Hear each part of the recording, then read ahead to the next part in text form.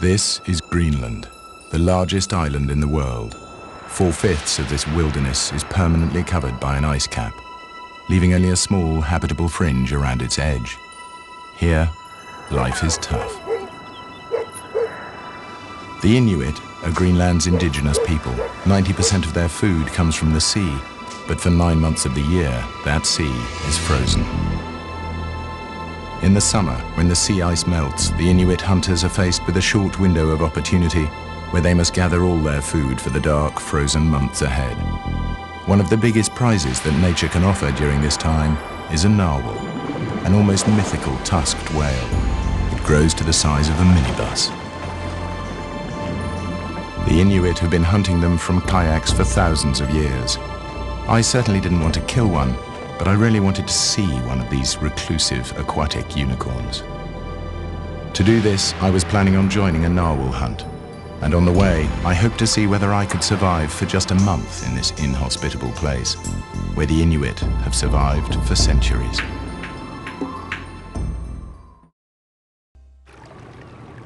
Having just about thawed out from my dip, I decided to get some rest, but there was a problem. It was 2 o'clock in the morning, the sun was still up, and the curtains in my bedroom were pathetic. I'd had 2 hours sleep in the last 36, and I still couldn't nod off.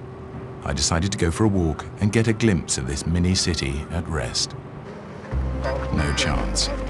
Even though the shops had the decency to be closed, the town was still a hive of activity. Nobody seemed to be going to bed. It was all very confusing, and I was beginning to wonder if people here slept at all.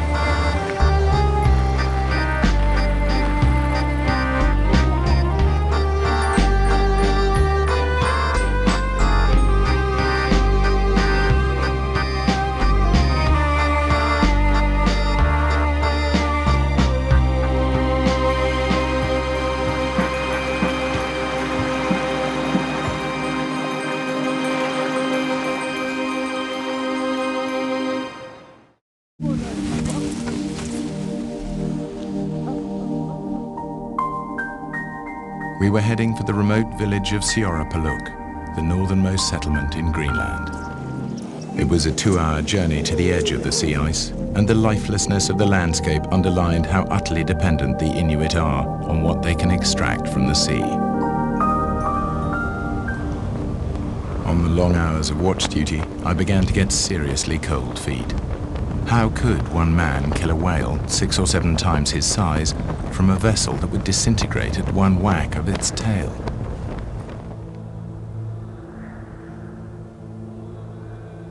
I just got to sleep and someone shouted narwhal, and now we're out here.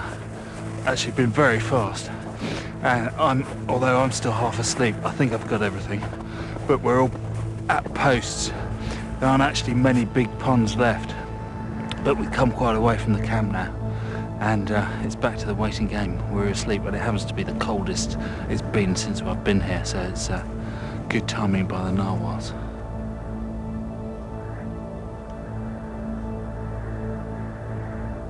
So we've got Frank here. I think that's Madzula over there. There's another guy in the far distance over there.